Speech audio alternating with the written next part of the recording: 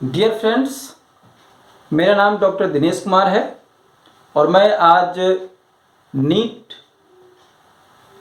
की तैयारी जो स्टूडेंट हिंदी में करते हैं उनके लिए एक हिंदी में सीरीज लेके आ रहा हूँ, जिसमें हर दिन आपको हिंदी में चैप्टर मिलेंगे। अभी हम क्लास 12 का 12वीं का पहला चैप्टर जो है, पहला अध्याय जीवधारियों में जनन, वो हम स्टार्ट करने जा रहे हैं। ठीक है, तो दोस्तों आपको ये बता दें कि चैप्टर स्टार्ट करने से पहले कि नीट में इस बात का कुछ लेना देना नहीं कि आप हिंदी में दे रहे हैं या इंग्लिश में दे रहे हैं। इस बात से ज़्यादा ताल्लुक है कि आपका जो कॉन्सेप्ट है, जो आपकी पकड़ है विषय वस्तु पर, उसकी ज़्यादा महत्ता है और यही आपको अच्छे अंक दिलवाएंगे नीट के एग्ज़ाम में। तो हम इसी बात को बिल्कुल ध्यान में रखते हुए कि आपका नीट क्लियर कैसे होगा, कैसे अच्छे से अच्छे और ज़्यादा से ज़्यादा मार्क्स आपको मिले नीट एग्ज़ाम में, हम इसी के ऊपर में हिंदी में आपको वीडियो बनाने जा रहे हैं। ठीक है, तो आइए हम आपको स्टार्ट करते हैं। देखिए, पहला जो हमारा टॉपिक है जीवधारियों में जनन। तो हम सबसे पहले ये जानना चाहेंगे कि जनन किसे कहते हैं या प्रजनन। तो प्रजनन का हम परिभाषा पहले लिखना चाहेंगे। प्रजनन या जनन, इसको हम रिप्रोडक्शन बोलते हैं। रिप्रोडक्शन। हम आपकी सुविधा के लिए बीच बीच में इंग्लिश का भी सहारा लेंगे ताकि आपको कोई बहुत कठिन जो हिंदी के शब्द है वो आपको कठिन न लगे। तो दोस्तों, यहाँ पे प्रजनन का मतलब है, जैसा नाम से लगता है, प्रजनन मतलब रिप्रोडक्शन, मतलब बार बार प्रोडक्शन, बार बार जीवधारियों का जन्म लेना। तो इसका मतलब यह है कि जीवधारी अपने जैसा का मतलब क्या हुआ कि कोई जो एक स्पीसीज है, जो एक जाति है, जैसे ह्यूमन एक जाति है, जैसे डॉग एक जाति है, जैसे काऊ एक जाति है, या प्लांट्स में कोई आम ही है। तो आम अपने जैसा का मतलब हुआ आम ही, या आदमी अपने जैसा का मतलब हुआ आदमी ही। जब वह जनन करे, जब वह पैदा करे, तो उसे हम प्रजनन बोलते हैं। लेकिन ऐसा क्यों होगा? प्रजनन की महत्ता क्या है? क्यों करेगा? और अगर ये प्रजनन न हो तो क्या नुकसान हो जाएगा? तो कहा बहुत बड़ा नुकसान हो जाएगा। नुकसान क्या होगा कि अपनी जो जाति है, जो स्पीसीज है, उसका वो कंटिन्यूटी में फेल हो जाएंगे। उसको वो जो एक कड़ी बना हुआ है, उसको वो कड़ी टूट जाएगी। और अगर यह ऐसा होता रहा बार बार, तो हो सकता है कि वह जाति विलुप्त हो जाए, क्योंकि प्रजनन ही एक माध्यम है किसी भी जीवधारियों का, किसी भी जीव का जो कंटिन्यूटी है उसके रेस का, जो किसी भी जाति का जो रेस चलता आ रहा है, जो उस जीवधारियों की जो रेस है, उसको मेंटेन करने का एक ही उपाय है कि वह जाति अपने जैसा वह जनन करता रहे। ठीक है, तो इसका डेफिनेशन क्या हुआ कि कोई भी जीव अपने जैसी प्रतिकृति बनाता है अपने संतति को बरकरार रखने के लिए। उसी प्रक्रिया का नाम है प्रजनन।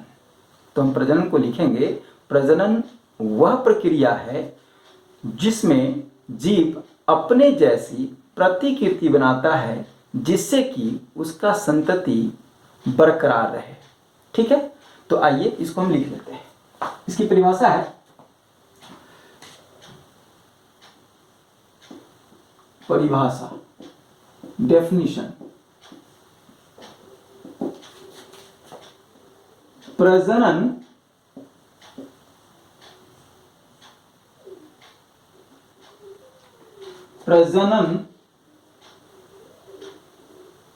वह प्रक्रिया है जिसमें जीव अपने जैसी प्रतिकृति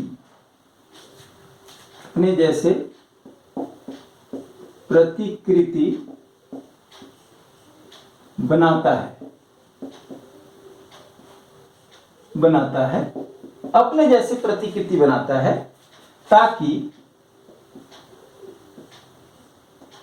जीव अपनी संतति मतलब जेनरेशन को बरकरार रख सके, अपने जैसी प्रतिकृति बनाता है ताकि जीव अपने संतति को बरकरार रख सके। इसी को हम प्रजनन कहते हैं।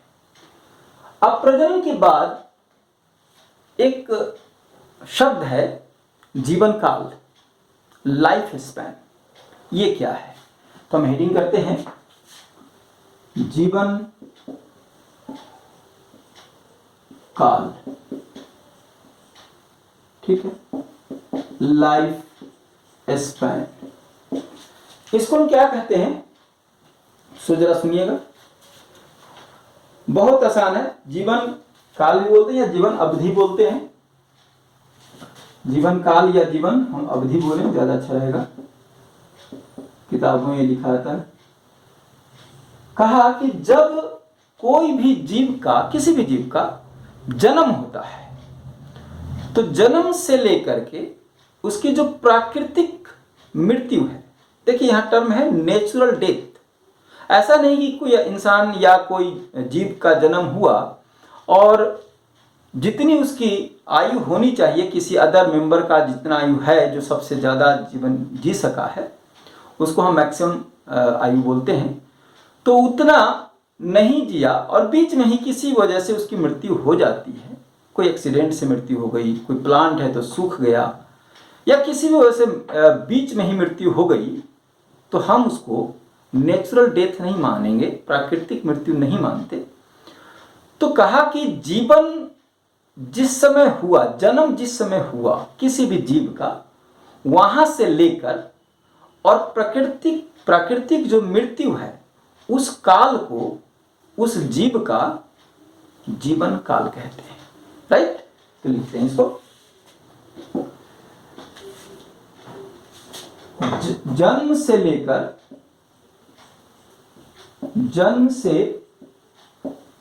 लेकर प्राकृतिक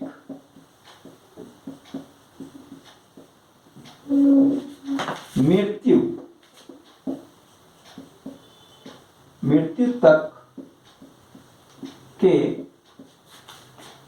समय काल को या समय अवधि को उस जीव का जीवन अवधि बोलते हैं। जीवन अवधि कहते हैं।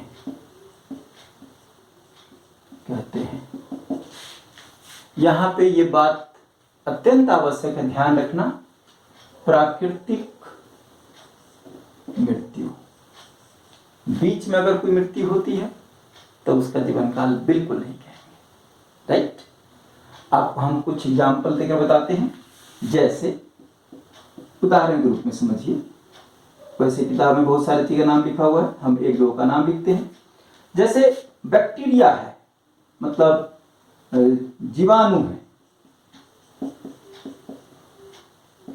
ठीक है, तो इसका टाइम कुछ मिनट कुछ घंटे होते हैं, है ना, कुछ मिनट से लेकर कुछ घंटे तक, कुछ घंटा। एक का आपने नाम सुना होगा मेफ्लाई, मेफ्लाई, मेफ्लाई। इसका जीवन जो अवधि है वो मात्र 1 दिन होता है, 1 दिन। ऐसे ही और भी बहुत सारा है, हम 2-4 चीज का नाम लिख देते हैं आपको, जो हमारे जैसे सिकाडा 1 दिन का होता है, सिकाडा नाम सुना होगा आपने, सिकाडा 1 दिन। खरपतवार 3 सप्ताह, खरपतवार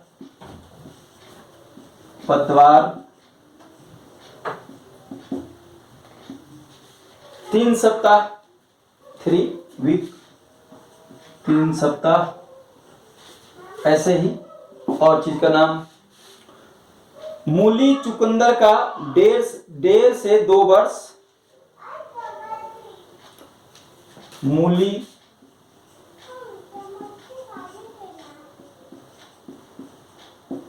चुकंदर का 1.5 से 2 वर्ष,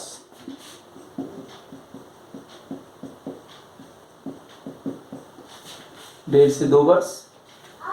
मैं थोड़ा कैमरा को पीछे कर देता हूँ, आपको दिखाई पड़ेगा, राइट। ठीक, तो इतना है, और भी बहुत सारी हैं। चूहे का 4 साल, मैं इधर पूरा लिस्ट लिख देता हूं। चूहा 4 वर्ष, मेढक, सबका हम एक लिस्ट है हमारे पास। मेढक 9 वर्ष, मेढक का 9 वर्ष है। श्वान का 12 साल, खरहा का 13 साल। श्वान का 12 वर्ष, खरहा का या खरगोश का 13 साल, 13 वर्ष। ऐसे ही बहुत सारा, जितने भी आप ऑर्गेनिज्म का नाम ले सकते हैं, सबका एक लिस्ट आउट है, वो आप देख लेंगे बुक में।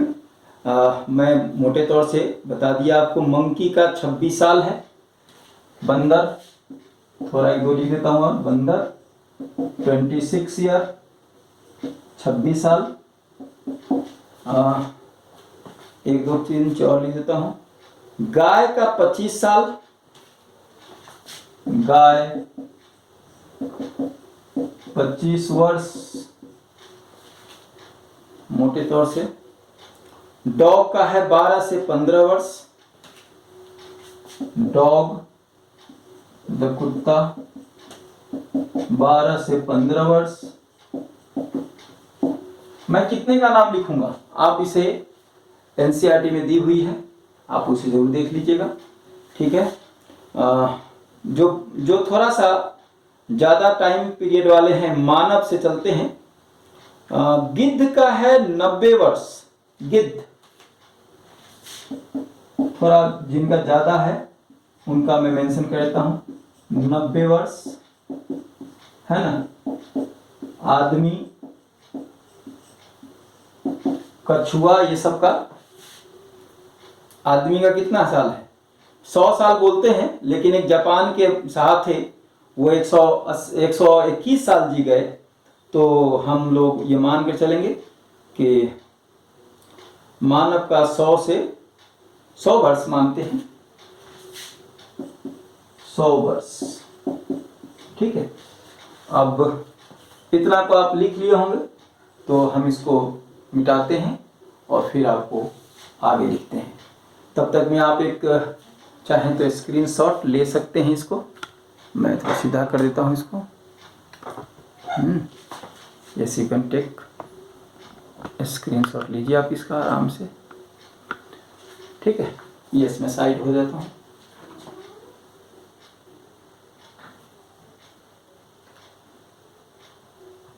राइट, तो मैं इसको रब कर रहा हूँ इसको।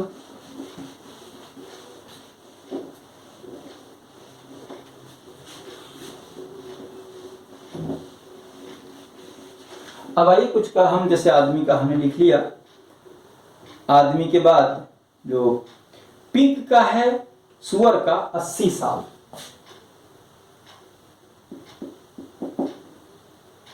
सुअर पिग 80 इयर्स और पैरोट का 140 साल। पैरोट का मतलब तोता, तोता का आयु 140 इयर्स मतलब 140 वर्ष। सोचिए जरा सा, ठीक है जी। बरगद का पेड़ 300 से 500 वर्ष। बरगद 300 से 500 वर्ष। सोच सकते हैं, 300 से 500 वर्ष बरगद का पेड़ का आयु है, ठीक है। कछुआ 100 से 150। कछुआ 100 से 150 वर्ष, 100 से 150 साल कछुआ की आयु होती है। आइए, पीपल का पेड़, यस स्ट्रेंज, 2000 से 3000। पीपल 2000 से 3000 वर्ष, इतना पीपल की आयु है। लास्ट में हम 3000 से 4000 साल वाले सिकोया, सिकोया, सिकोया 3000 से 4000 वर्ष, इतनी आयु सिकोया की है। और लास्ट में हम एक लारिया वृक्ष है जिसका 11300 वर्ष। लारिया वृक्ष, लारिया वृक्ष 11300 साल, इतनी आयु है। तो this is all about your life span, मतलब हमने जीवन अवधि के बारे में आपको थोड़ा सा बताया। अब हम चलते हैं कि जो रिप्रोडक्शन के डिफरेंट मेथड्स हैं, जो डिफरेंट टाइप्स हैं, जो प्रकार हैं, होता कैसे है, रिप्रोडक्शन कहाँ कहाँ होता है। बिकॉज आप देखते होंगे कि जो जीवन है वो प्लांट में भी जीवन है, एनिमल में भी है, फंजाई में भी है, आपको अलगी मतलब कवक, शैवाल, वनस्पति और जंतु सब में है। तो सब में ये जितने भी जीवधारी हैं, ये अपने संतति को मेंटेन करने के लिए किस किस प्रकार से, कैसे, क्या क्या तरीका है, हम इस पर डिस्कस करेंगे। उसको हम बोलेंगे लैंगिक है, कहीं पे कहीं पर अलैंगिक है। अलैंगिक के भी कई प्रकार हैं, कई तरीके से करते हैं। तो कई जो डिफरेंट मोड्स है रिप्रोडक्शन के, इस पे चर्चा हम कल करेंगे। तो आज के वीडियो में मैंने जस्ट एक इंट्रोडक्टरी वाला पार्ट लिया, जैसे एक परिचय दिया कि क्या है जीवन काल, क्या है प्रजनन, इसके बारे में थोड़ी सी बात बताया।